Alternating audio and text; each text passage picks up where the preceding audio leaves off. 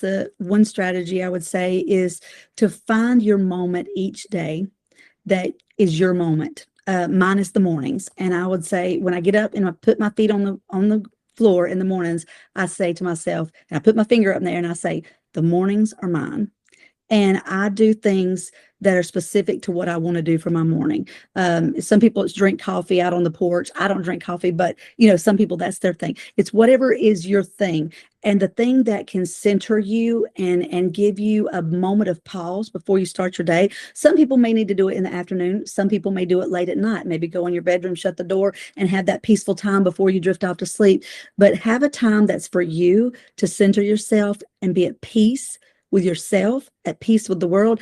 Welcome back to another episode of Beyond Small Talk. I'm your host, Chris Phillips, and joining me today is Angel Diane, the author of Waiting Well, Winning Strategies for Your Waiting Season. Thank you for having me. It's an honor to be here. So initially on our phone call the other day, you told me that it took 18 years for all this book to come together and for you to finish it. Yes. What was the initial thing that inspired you to write the book? I had been hearing kind of just some maybe prophetic words or just some encouraging words from the Lord. And I would sit down at my computer occasionally and type those out. I was actually a hairdresser at the time. And so as I would talk with people and minister to people, because when you're doing hair, you're almost a therapist, when you're spending so much time personally, so close to somebody, you get to know them and they tell you everything. And I just had kind of just after people would leave, just prophetic words would come to me. And I didn't know it was a prophetic word at the time. Just words would just kind of download in me. So I would sit down at my computer and type out some things. And one day I was typing out something and I read back over it, just looking for typographical errors. And as I was reading it, I thought to myself, wow, that's a pretty good paragraph there, and I heard the Lord say to me, this is how I will pay for your ministry.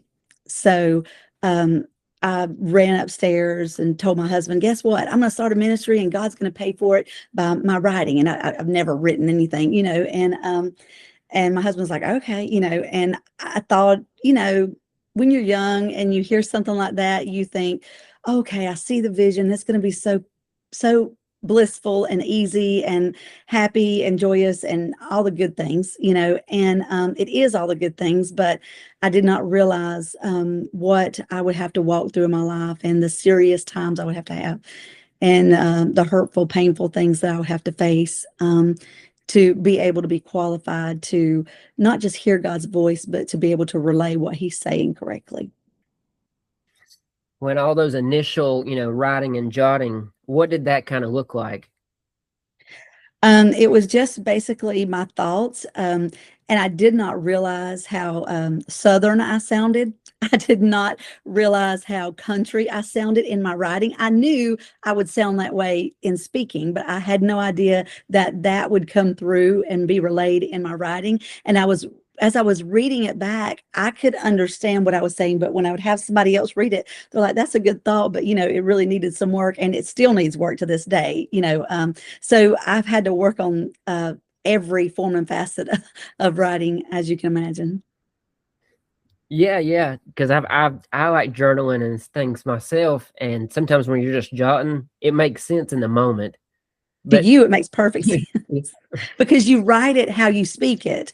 But honestly, when you're writing, sometimes you don't do that. It just seems like you have to really think about it, and you have to think about how it's going to be understood from the reader.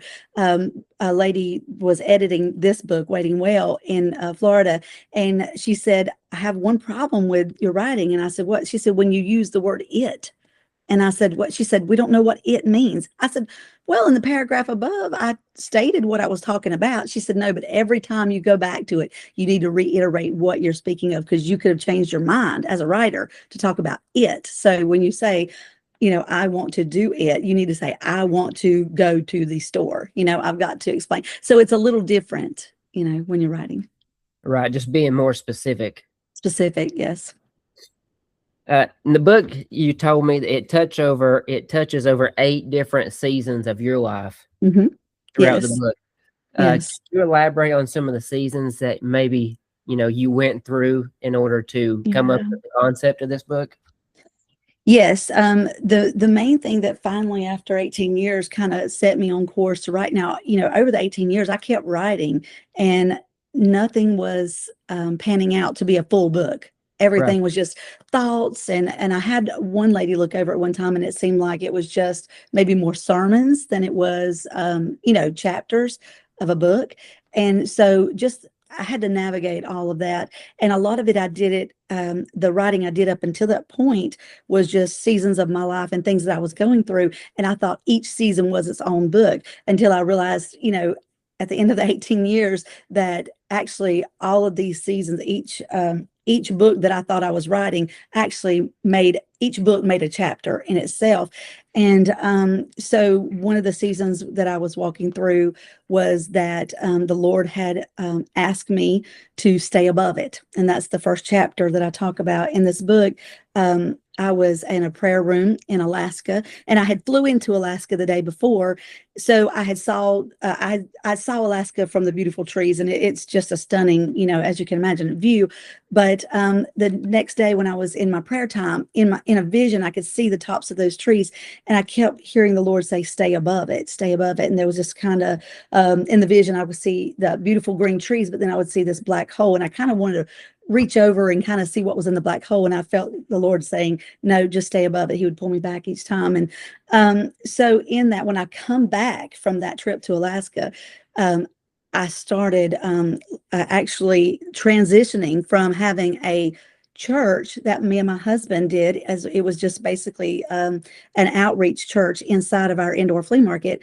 I started transitioning from that going into actually social media. And the Lord told me to start going online, and that I could reach more that way and get out further and faster and actually cheaper. It's there's so much of it free, and your audience is wider, and I don't know, your demographic gets better, more, I would say better, but just more, and further, let's say further. And so the transition from going to a full-time church and, not having the congregation anymore to actually just being me online. And that was a tough season. And one thing the Lord kept telling me is, I need you to relent. And I did not realize that I was that much of a strong-willed person, just because I'd always found myself to be a people pleaser. And I didn't think, I thought that I was really easy to get along and go along. But the Lord showed me that there was things in my life that I just would not take no for an answer. And I would plow through and not give up and not let go, and just let him have his will and his way.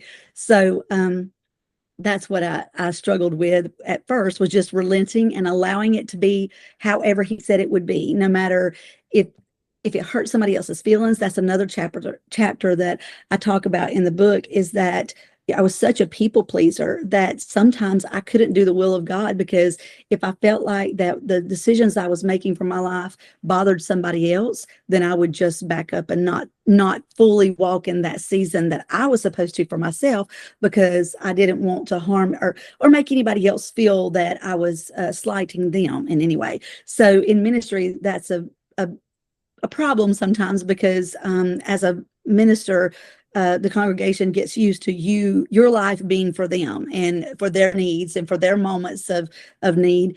And when I had to transition from that and start saying, no, I've got something else that the Lord wants me to do, specifically go in another season, that's kind of hard for people. So I didn't realize how much of a people pleaser I was. And I had to fight against my own self to not be, I had to almost come to this place where I had to leave their feelings in the Lord's hands. It wasn't for me to worry about. So that's a struggle. And that's something that when I was waiting on the Lord, when the Lord told me, each season, the Lord would tell me, this is what I need you to do. But then it would be a while before that thing happened. And that's where I was talking about waiting well, in the book is that when you know what God's going to do, he's already give you a vision or a word of knowledge, or a prophetic word that has come to you, and you know what you're going to be doing in the next season of your life. But then you have to wait until that next season, and that next season could be a year, 2 years, 10 years, 18 years, 20 years, 30 years. I know a lady that's been waiting 30 years for a promise that she has been given from God, but she nevertheless doesn't believe it. She just continues to stay in faith and just knowing that it will happen in time. So that's kind of what the book is about, is learning how to listen to the Lord in these seasons and realize that every season you go through, there's something you will learn about yourself in that season, and there's something you'll learn about God and about his character and how he wants to transition you and your thinking, so that you are able to do his will on earth instead of your own will. No, I completely agree. One of the things that stood out to me the most when you're talking about one of your seasons of waiting was your transition from in ministry to going to online presence. Yes. And, kind of turning from that people pleaser and kind of learning to say no and learning that initial habit. How was that, mentally? How did you learn to grasp that and, deal with that? It was very hard. It was very hard. And there was a point in that I started to turn around and just go back and just reopen the church, because I was like, I don't want people to be hurt. I mean, people have leaned on me for a long time, and they're used to having access to me. And now I'm having to teach them that you can have access, but it just has to be online. And, a lot of people, I'm 54 years old. Not everybody that I know is on social media. Right. So, and even the older folks than me, struggle sometimes with social media. So I'm a part of a writers group. And that is one of the things that it's in Rutherford County. It's called the Encouragers Writers Group. And they're the ones who encouraged me and said, you know what, you can do this. Just start writing. And but those ladies are not all on social media. And so it's amazing how sometimes they're like, hey, will you do a class for us, and teach us some more about social media so that we can enjoy this with you? And but then some of them are on social media, and some of them have a big online presence. So, but it's just a whole different way of doing ministry. But I'm actually loving it. I'll tell you, the best thing I love about social media ministry is that I can do it from anywhere. And and I can do it on my timetable, and I can be free to, when I say my timetable consists of, if the Lord tells me tomorrow I need you to go to Cincinnati, then I'm on a plane going to Cincinnati, but I could still be able to minister wherever I'm at, so I love that aspect of it. Well, especially in today's time, you can still reach so many people, whether it's via laptop, cell phone, and still Yes, get all that over the message. world. Yeah, all over the world. And a lot of the ministry I do now is mentorship for young girls, like college age girls. And a lot of that I do just on FaceTime and Zoom, just or on the phone. Just, when they need a call, they'll schedule a call with me. And I'm not a therapist, but I do have, basically 30 years of ministry. And so I don't charge for it, but a lot of young girls, and I don't share their names, but and many other states set up calls with me each and every week, to just kind of go over their situations and just get some advice, or just have somebody to talk to. We all go through different seasons where we're doing great, or maybe like hoping for more, facing troubling times, or things are going great. How do you navigate some of these times that maybe somebody's wanting something really bad, but it may not be in their time? Oh, wow. That's the toughest part. I mean, that's even honestly where a lot of depression comes in. And I did face a depressing bout for 3 years, in that 18-year period while I was waiting on this to come about. Um, the best way to navigate it is to do the very first thing I said, is to relent your will. And the second thing would be to trust God's timing and to know. And I'll tell you this one little story. And I really felt like this was the biggest part of my story. When the Lord called me and told me, called me, but when I heard the calling that I was going to actually start a women's conference at Myrtle Beach, that was the thing I knew I was going to do. That was the ministry that God was going to pay for through my writing. And I knew it was just taking too long and a long time to do this. He actually, when I felt the call for that, I was married and I already had my daughter. And then it wasn't long after that my daughter needed to be homeschooled. So that actually took up so much of my time. My husband decided to start his life's work job, that actually he's an entrepreneur. And so that business took up a lot of our extra time and all of our extra money. And so, I was pulled at every end. I was also a minister at the local church that I was a part of. I was a women's minister there. And also I had a nonprofit organization that I started for deaf children. That was a ranch for deaf children to come to 1 week a month, 1 week a year. So I was kind of stretched thin, and none of that was looking like it was going to get me to the conference at Myrtle Beach. I mean, I couldn't even take time to breathe, much less take a few weekends away to go to Myrtle Beach and have a conference. So there was so much that was pulled on me. So then by the time I wrote the book, and we're talking by the time it was wrote and produced and actually started Wise Woman Conference, it's Wise Woman Retreats and Conferences. When I started that, we're talking 20 years. And by that time, when I first heard the call, I was 30. By the time I started the ministry after writing the book, I literally, this is 20 years later, I'm literally in my early 50s and I'm tired. And I've beat the depression over it. I've finally decided, okay, God, if you do it, you do it. If you don't, you don't. I don't know when it's coming. And that's the thing. He doesn't tell you when it's going to happen. So you're just sitting there waiting and trying to stay busy and do the things he tells you to do. So two things. Number one, I heard a pastor that had come to our church, a Moldovan pastor, and he said, he held up this big hand and he said, if you're waiting on God to have you do what he's called you to do and it's not happened, he said, do what you can put your hand to. And I'll never forget seeing his hand thinking, okay, so I'm just going to do what's in front of me every day, and and trust that it'll lead me to that place.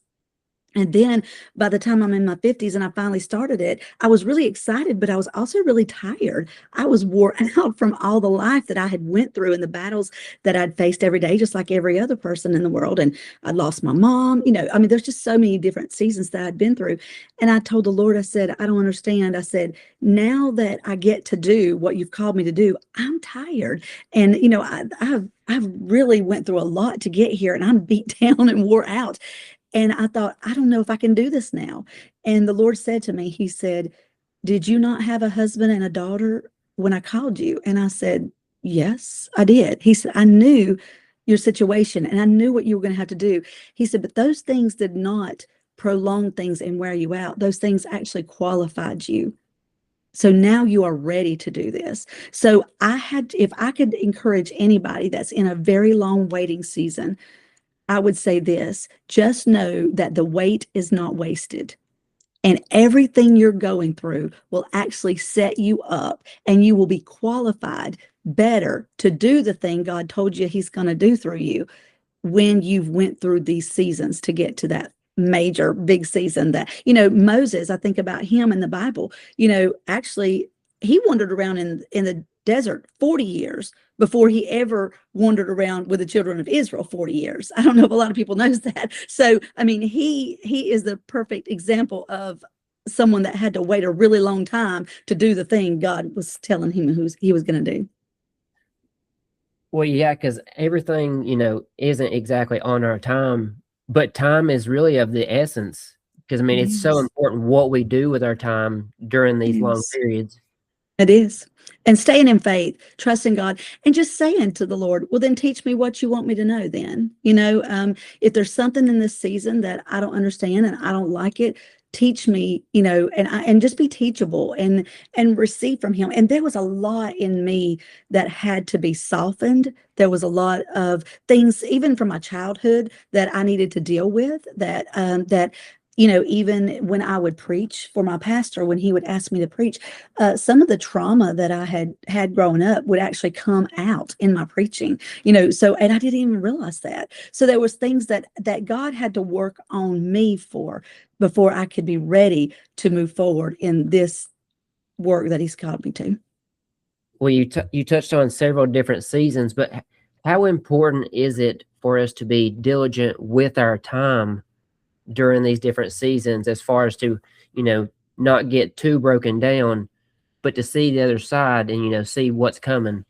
Yeah. To do important- Diligence is, I'm sorry. and to do the important stuff instead of, straying. Yes, because idle hands really will get you in trouble, and I would say stay busy, continue. The best advice is to stay in the word.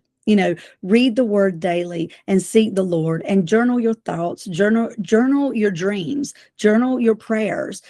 Because I'll tell you this, everything that you write down when the Lord is giving you these things through his word, or this from him speaking to you, you will see those things come about. Today, something happened in my life, and I was telling somebody about it, and the lady said to me, "Didn't you have a dream about this?" And I said, "I forgot about that." And so I actually had to go to my notes and punch in one word to even find it. And I'd had a dream a year ago, and I had already completely forgotten about that dream, but it came to pass today.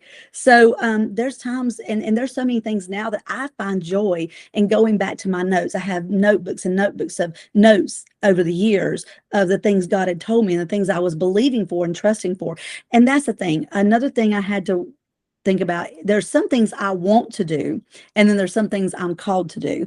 And so I had to let God show me the difference between that. And he'll let us do the desires of our hearts, but it will be wrapped up in his will. Well, can you talk about the difference though between being called upon something and Mhm. the need of our, Um, ourselves to want to do something? yeah. Sometimes our wants comes from something that we need fixed within us. One of the things I talk about in the book is the chapter that I learned to be alone. And I had a great need in my life to never be alone. And I did not realize that. I've always been a strong, independent person. Like I told you at the beginning of the podcast, I've always thought I was a strong, independent person, and I am. But I looked back in my life when this happened and the Lord called me away from everything and everybody just to go out on a limb with him. I realized that it was hard for me. I was used to having friends, and when God would give me a word of encouragement, I wanted to call somebody and say, "Hey, guess what? God told me." And this season, God was like, "No, I'm going to give you a word, but I just want you to hold it." And I was like, "Wait a minute, wouldn't you want me to share this word and let somebody know?" No, you just hold that word. You keep that word. And so I had to learn that some of the things God was giving me was just for me, and it was Right. just for me to maybe use at a later date. So I found that my need to have a lot of friends around and things going on was the fact that I needed something. And so I had to learn how to sit in my house and be quiet and actually not have the TV on. It was just a little test that I was doing for myself to say, how much noise do I really need around me to be content? And to not let my mind wander. Like if I'm in a completely silent room, can I really just be okay? Can I just say, okay, I'm going to read something. I'm going to take a nap. I'm going to, do some kind of thing that I like to do, or, just find something I wanted to do. I realized also in that time that there was a lot of things I did that was because of other people wanted to do it. When you are a wife and a mom, one of the main things you do is everything your husband wants to do and everything your children want to do. And you kind of lose yourself in that process. So at the end of that 18 years, my daughter was grown and she had moved out, and my husband was well going with his ministry. He didn't need my help anymore in that. So he had hired employees and things. So I found myself saying, okay, what is it that I want to do? And I really had almost lost myself and didn't know what I wanted to do. And then it came to pass, well, I really want to write that book that I've been trying to write. And I really want to start that women's conference at Myrtle Beach, because that was my heart. I knew God had told me that I would be doing that, and I saw myself there. And now I have done that for 3 years in a row now. Well, that's awesome. Congratulations. Thank you. Well, I think it's important too, because you said it a little bit too in your speech, but it's so hard for people in today to just be alone in their thoughts by themselves. They Yes. struggle with that so much. Yes. Yes. And that's something God taught me. And it came from there was a need in me. And I also had kind of a Mr. Fix It personality, is the way I or I would say Mrs. Fix-It personality, but I just wanted to fix everything for everybody. And then I had to sit in that a while and say, okay, why do I think I have to fix anything or anybody? I don't. I have to live for the Lord, and I have to love the Lord and let my life inspire people to draw closer to Him, not demand that anybody draws closer to Him. So that was something that I learned in the waiting period too. Well, in some of these different seasons, we've kind of touched on some of the struggling seasons, Hmm. but some of the seasons where we're actually doing good and things are going great. Can Hmm. you kind of touch on those as well, as far as, because those are waiting seasons as well? Yes. One of the biggest things through this process is I had wanted a home, and I'm a real estate agent now, but at the time I wasn't. And I had been wanting a home for my family. I didn't want to rent anymore. I wanted us to, be homeowners again through a series of events we had it. And there was just a lot that we had to do with all the businesses that we started, and the ministries that we were part of. We never kept any money for us to be able to take care of, or to own a home or build a home. And one day the Lord just said to me, He said, "You're going to build a home." And He said, "I'm going to send you somebody to help you." And there was a man that actually in our county, he was what in my opinion and everything I've heard, the best builder in our county. He actually came out of retirement to build my home, and he walked with me through that process, and my husband and I were able to build a home debt free. So and in that process, of the 18 years of trying to write the book, there was 15 of those years I had been asking God for a home. And so in that process, that was one of the things I waited on, and it was a glorious moment to get it. And it made a believer out of my husband that, you know what, we can ask God and God will do this for us. So, and I'm sitting in that house right now. Well, you talked about building a home debt free. Mhm. How was you able to My accomplishing it debt builder, free? I told my builder that my husband was going to allot so much money a week towards this fund. And then I was going to put my real estate sales in this fund. And when I got enough money, I said, I want you to tell me how I bought the land first. Okay. Bought the land. And then I said, um, I want you to tell me what it costs to build a foundation. And he said, okay, well, it's going to cost, X amount of dollars. So I said, well, when I get the X amount of dollars, I want you to build a foundation, and then I want you to stop until I get the money to frame up the walls. And so that's what we did. And through the whole building process, he waited on me to get the money together to do each process. And every process, he let me know ahead of time. Okay, the windows, we need the windows next. So you're going to need X amount of dollars for the windows. And so when I got the money, we bought the windows and stored them in one of our buildings until we got to the point where we could, put the windows in. So that's what I mean. And he got people to work throughout every bit of the building process. He got people to do that with me, to walk with me through that, and just do the one process I need and then leave me alone until I get the next amount.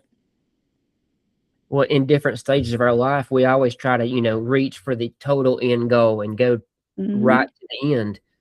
But maybe Yeah. by what I just heard, it's just as important to set these small goals, Yes. complete them, and create that momentum. Hmm. And at the end, I mean, they talk about that, great things come to those who wait. And that's probably one of the best ways to say this is you have to trust that the end of the thing is going to be better than you ever asked, dreamt, or imagined. Well, whether we're prospering or in a season that's filled with unknowns, how have you learned to manage your emotions? That's a good one. And I don't know that anybody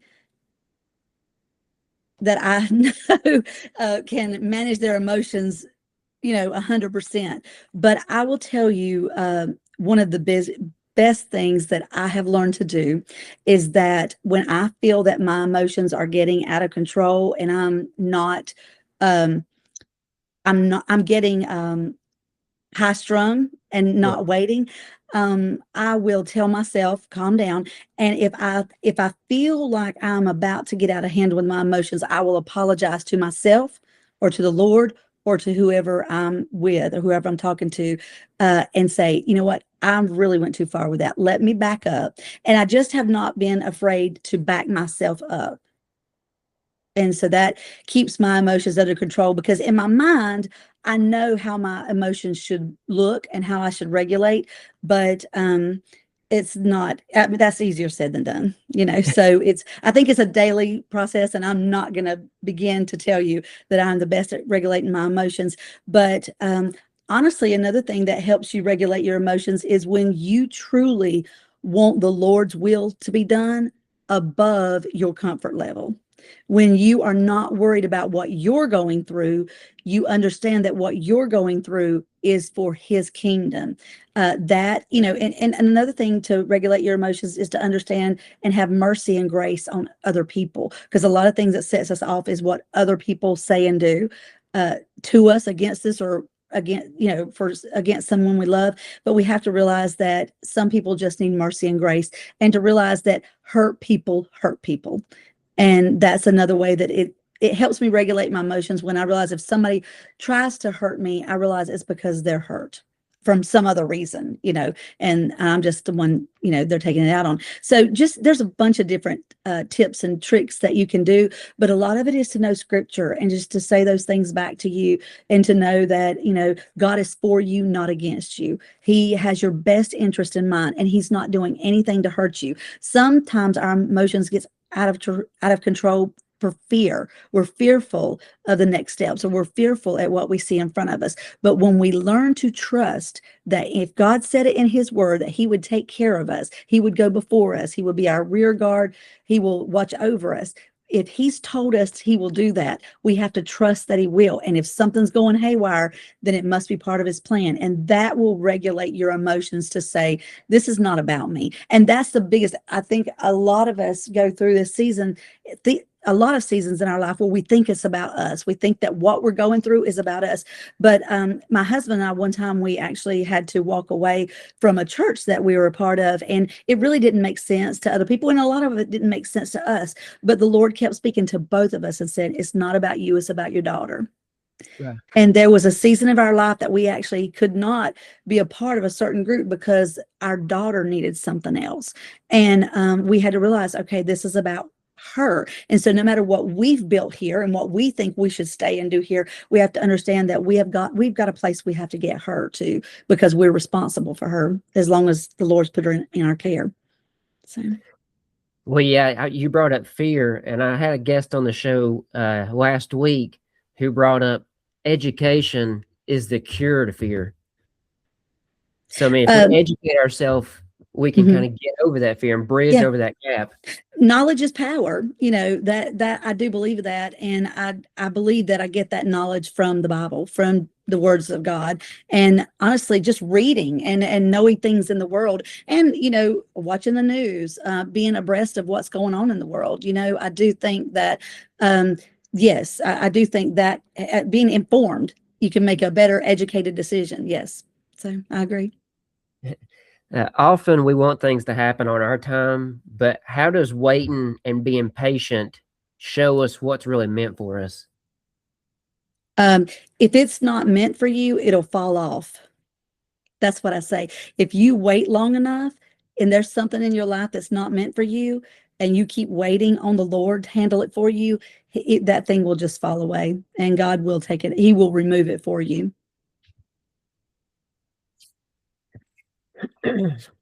Well, yeah, there's a quote from your book that reads, and I think you may have touched on a little earlier when we first started, but one of the hardest times inside a season of waiting was when I did not recognize the season that was upon me. I also did not understand what it could mean for me, my family, and my friends if I would be willing to spend a season of my life reserved to be okay with waiting. Yeah. I didn't know how beautiful and safe I could feel to do so. Could you expand on that? Yes. Waiting doesn't feel like it's safety. Sometimes we think that we have to jump from, season to season really quickly and not have any in-between space. Sometimes the in-between space is really tough. So it doesn't feel safe. But actually, when you're waiting, it gives not only God time to work, but it gives other people in your life time to get to where you're at. So I think sometimes when, let's say, the Lord gives me a revelation of something he wants me to do, well, I can't just expect that my husband and my daughter both understand exactly what I'm talking about. And they might not be in places in their life that they're ready to take that step with me. But when God speaks to me and tells me something he wants me to do, if I wait on him, then in the waiting, he will move their life around. And this is something I bring out in the book. God is the best chess player you will ever meet in your life. He will play chess and he will move the pieces and the people around. And there's things that you won't have to do, and you won't have to set yourself up for the fall on things. But if you'll wait out the time, he will allow things to move around and fall around. And by the time it's time to move, those who are supposed to go with you will be able to move forward with you, and they will be ready, and they will be excited, and they will have caught the vision. So sometimes the waiting season is just letting your loved ones catch the vision with you, giving them time to wrap their head around it. And so that's what I mean. If I could be reserved to say, okay, I know what I'm supposed to do, but I need to wait until it's time, then it's a beautiful thing, because then I get to take the ones I love with me, because they're ready for it and they're prepared, and their lives are set up for it as well. Right. I mean, it's great that we get to do stuff, by ourselves, but it's even better when we get to bring someone along.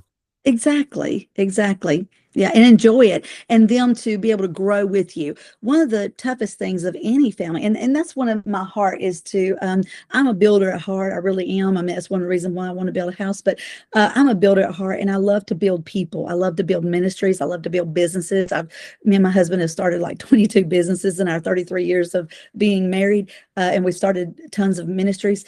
And I'm a builder at heart, but I love to see people grow, but I don't want to do it alone. I really don't. I want people to go with me, and I want to grow together and not leave anybody behind because they just weren't ready for me to just keep jumping from, space to space without leaving time and space for them to grow into it with me.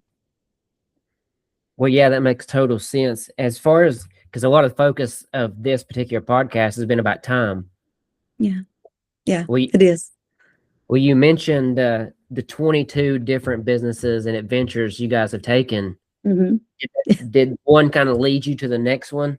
Of course, it did. And some overlapped for a season, and that was hard. It seems like me and my husband have kept 3 jobs and 2 or 3 ministries going at all times, until as of late, but we still have several businesses right now.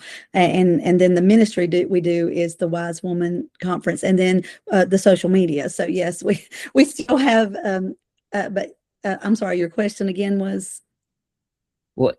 lost my train of thought. No, you're fine. The 22 businesses that you have started over the years, Mhm.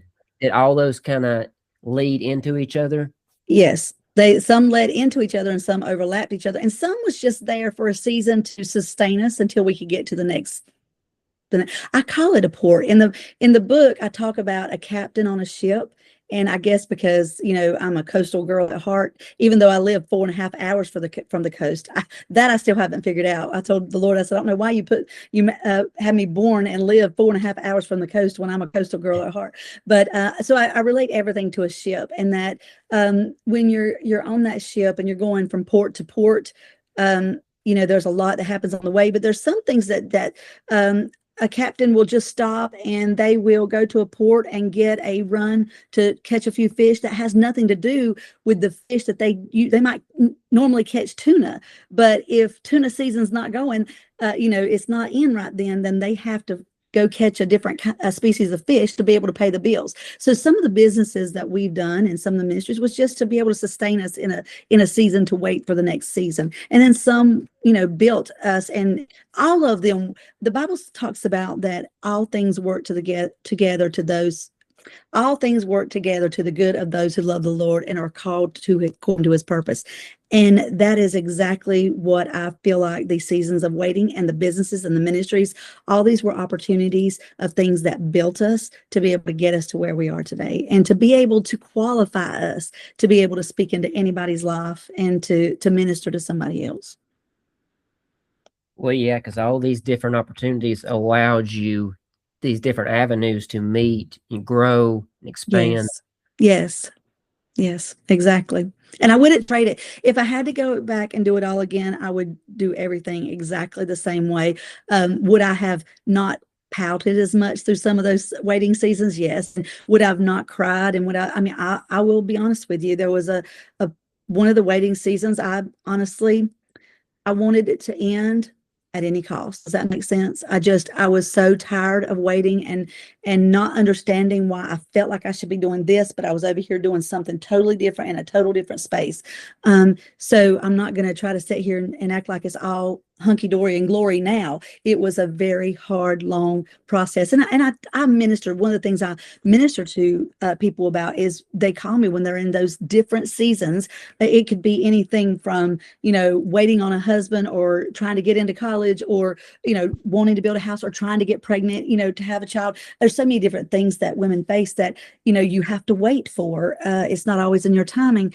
And so, yes, I don't regret it. I wouldn't change it, but I would change me. I think sometimes I think the waiting season is quicker when you do better through it. Does that mean when you trust God fully and you don't pout and you don't cry and you don't throw a fit and you don't get mad and you just actually just receive it and accept it and realize that this is his will and this is what he wants you to do at this moment. I think those seasons seem like they're quicker to get through to the next season.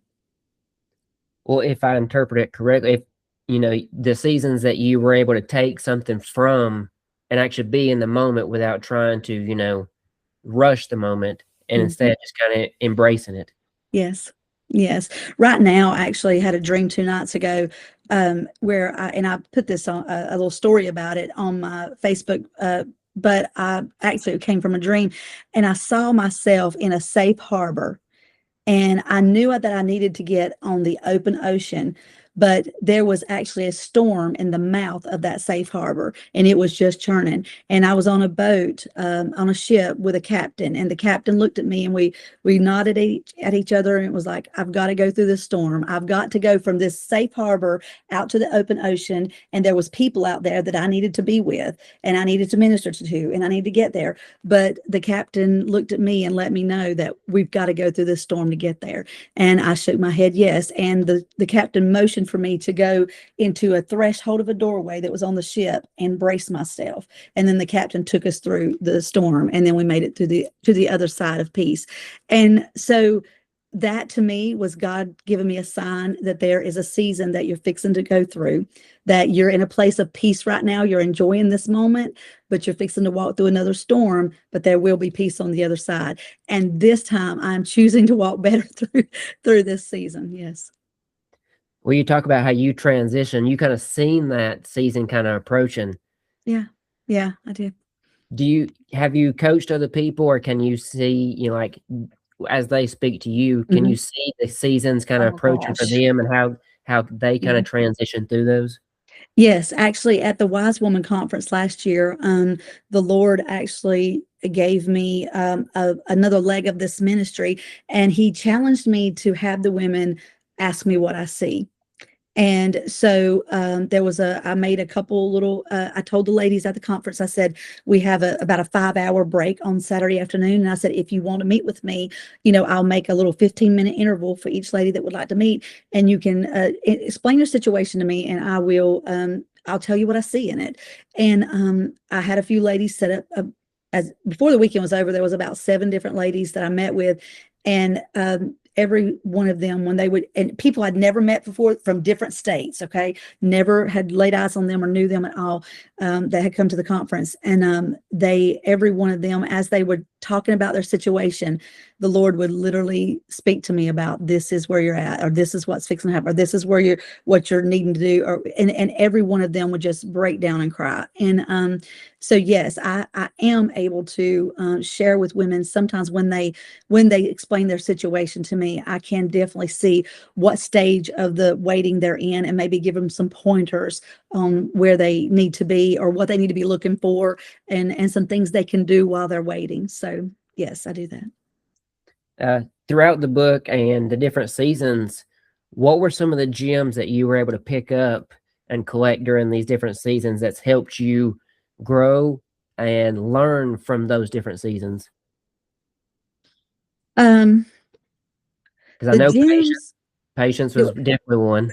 definitely patience. I would say the biggest is to have mercy and grace. That's something that I'm ashamed to say that even in ministry all throughout the years, I don't know that I gave as much mercy and grace as I should to others who are going through hard seasons.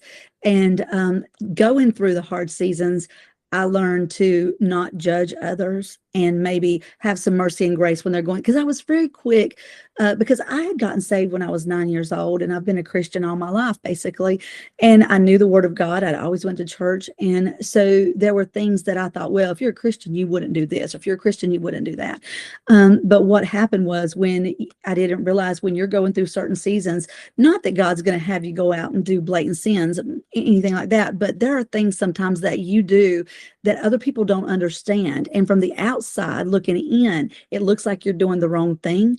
But sometimes it's the very thing that God needs you to do to get you protected from a certain thing or get you to another season. And you just don't know what somebody else is going through. And sometimes when you see them do something wrong, for them, it's the lesser of all evils, if that makes sense. I think that's probably the best hidden gem I found, is that when I see somebody doing something that I think they shouldn't do, I realize that may have been their only choice in the moment.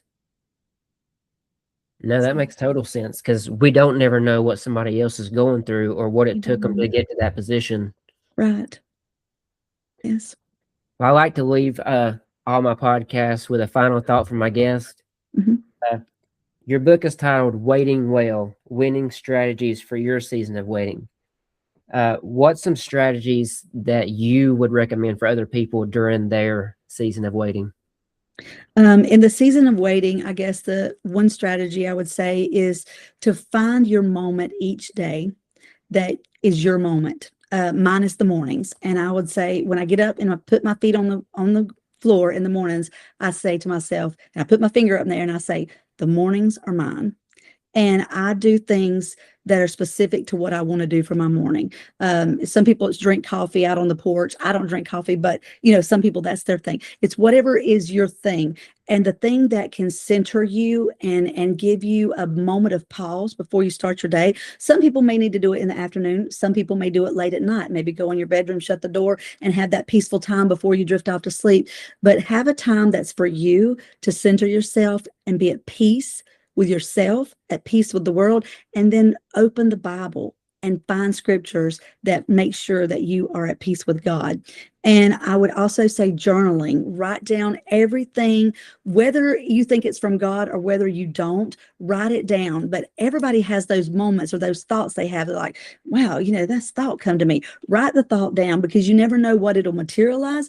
And you don't, and when you've written it down, when other things come, you can expound on that and build on it. So journaling is a big thing. And then honestly, having setting your heart to follow Jesus, setting your heart to truly want the Lord's will in heaven to be done on earth. That is, I think, one of the biggest keys is when we stop saying, Lord, I want to do these things. We say, Lord, I want to do these things, but I want to do these things to bring you glory. And I think that God cares about everything you care about. And I think that God can find glory in anything you do.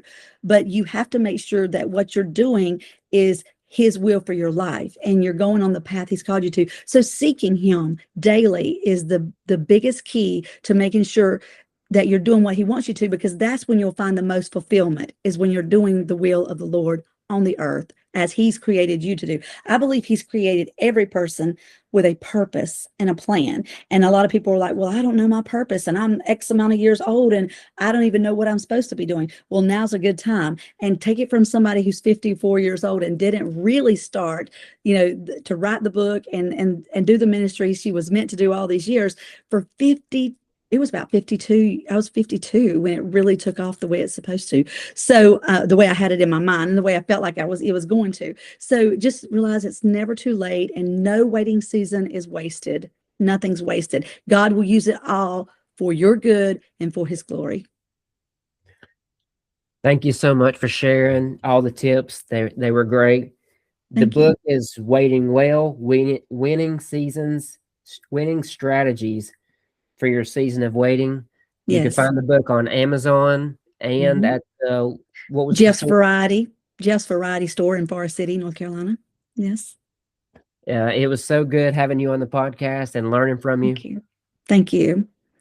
Thank you. It's an honor to be here, and I really appreciate it. And I pray blessings over your ministry and your podcast. I think you're doing a great work, and I love it. Thank you. Thank you so much.